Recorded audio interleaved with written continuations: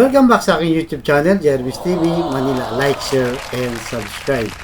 Anyway, wala na pong bayad to, libre lang. Tulong mo na lang din sa kapwa mo. Alright, thank you very much po. So, ang topic natin ngayon for today's reflection o ang mabuting balita sa araw na ito. Marami ka bang kaaway sa buhay? Marami ka bang kinasasamaan ng loob? So, sa ating homily, ayon sa ating simbahang Katoliko, mahalin mo ang iyong kaaway. Sabi sa Lucas chapter 6 verse 27 to 28, ang pag-ibig sa kaaway. Ang sabi ng ating Panginoong Yesus, subalit, sinasabi ko sa inyong mga nakikinig sa akin, mahalin ninyo ang iyong mga kaaway at gawan ng mabuti ang mga napopuot sa inyo.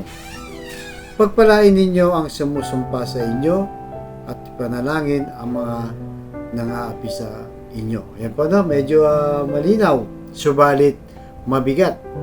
At parang mahirap lunukin to. Imagine mo, kaaway mo, mamahalin mo, at yung mga sumusumpa sa iyo o kinapopuotan ka, ipagdasal mo pa daw.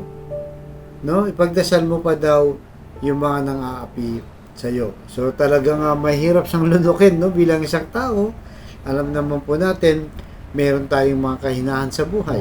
Minsan, di ba, kahit ginagawa mo na ng mabuti, pero masama pa rin ang ginaganti sa'yo, kaya normal lang na masaktan ka, magalit ka, at kapuotan mo.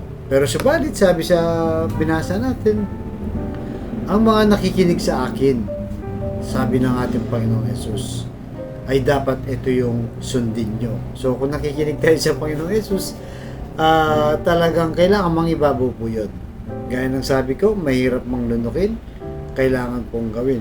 Sa papaanong paraan, siyempre hingi po tayo ng tulong sa Diyos para natin malagpasan yan at masunod ang kanyang kagustuhan dahil mahirap po talaga yung lunukin. So lalo na, no, yung paano mo iibigin yung mga taong nagmamarites sa'yo, chinistismis ka kahit hindi naman totoo. Ginagawan ka ng kwentong inventong masama.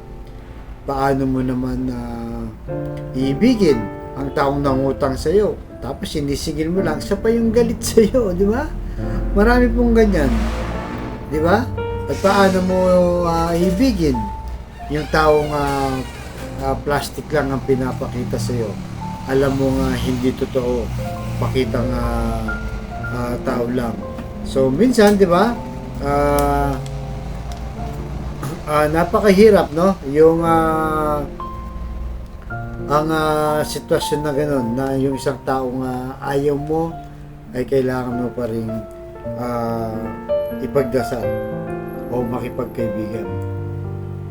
Na kahit minsan, no, may mga tao tayong kakilala, mga kaibigan, o minsan kamag-anak pa na parang pinararamdam sa atin na parang wala ka na sa kanila, na hindi ka na welcome sa kanila. Pero sabi nga sa Biblia, kailangan mo nga pagdasal yung mga taong ayaw sa iyo. So ibig sabihin, yung forgiveness o yung pagpapatawad kahit pa masama na ang ginawa sa iyo, yan po kasi ang turo ng ating Panginoong Hesus. Minsan merong kwento sa isang mag-asawa, kinasal sila pagkatapos silang ikasal. Alam naman natin sa Pilipino, no, kahit kinasal ka na, nag-asawa na, nasa poder pa rin ng mga magulang yung mag-asawa. So halimbawa yung lalaki po dinala, di ba? Yung lalaki dinala nung yung kanyang asawa sa kanilang bahay. So dahil doon, siyempre yung babaeng asawa makikisama. Subalit ang natagpuang biyenan nitong babae na to ay ayaw sa kanya. Masama yung pinapakitang ugali. At lahat pinupuna. Alam naman po natin na pag magkakasama sa bahay, yun po nagiging problema. Kahit na minsan, no, masarap yung ulam, napadagdag lang ng konting asin, sinasabihan ka na maalat. Pag tinanggal mo naman yung asin, sabi naman sa'yo, matabang. Yung tira bang parang yumayapak ka ng numero. sa mga ganung pagkakataon. Pero sabi nga doon sa kwento, kalaunan ay nakasakit itong biyenan na to. Tapos ang nag-alaga lang itong kanyang manugang na ayaw niya. Pero sa kabila ng pinapakita ng manugang, siya yung nagpapakain, nagpapaligo, nag-aasikaso, ganun pa rin ang tingin ng kanyang biyenan. Pero hindi po siya sumuko. Talagang tinuloy niya yung pagmamahal sa kanyang biyenan dahil nga mahal niya ang kanyang asawa. So ayun po, yung mga ganong sitwasyon, mahirap po talaga. Pero gaya ng sabi ko, hingi po tayo ng dasal para ito ay malagpasan natin at masunod natin kahit mahirap siyang sundin. Alam ni Lord na naintindihan naman tayo, kaya tutulong po sa atin. Kaya sa kapatid nating nanonood sa aking vlog, na malubha na po ang karamdaman, problema sa pamilya at problema rin sa pinansya. Sabayin mo ako sa napakasimpleng dasal na kung kayo maniwala at magtiwala sa ating Panginoong Yesus ay tsak yung pagkakalob sa iyo sa tamang panahon. So tayo manalangin, Lord. I-bless niyo po ang kapatid naming nanonood sa aking vlog na malubha na po ang karamdaman. Stage 4 cancer na Lord. Tinaningan na rin po ang kanyang buhay. Ipuhin niyo po ng iyong mapagpagaling na kamay. Aplusin niyo po. Tanggalin niyo po ang kanyang karamdaman. Lahat po ng nanonood sa aking vlog, iyong pagalangin. Alam naman po namin na walang imposible sa iyo kung iyong loloobin. At ganoon din po sa pamilyang nasira, nagkawatak-watak dahil sa hindi pagkakaunawaan. Ipuhin niyo po ang kanilang puso na maging mapagpatawad.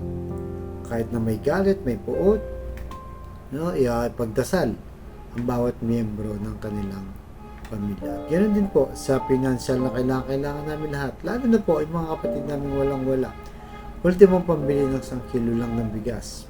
Isip pa Lord kung paano nila iraraos ang kanilang pamilya. I-bless niyo po ang aming hanap buhay para sa aming pamilya. Patawarin niyo po kami sa aming mga kainahan at kasalanan.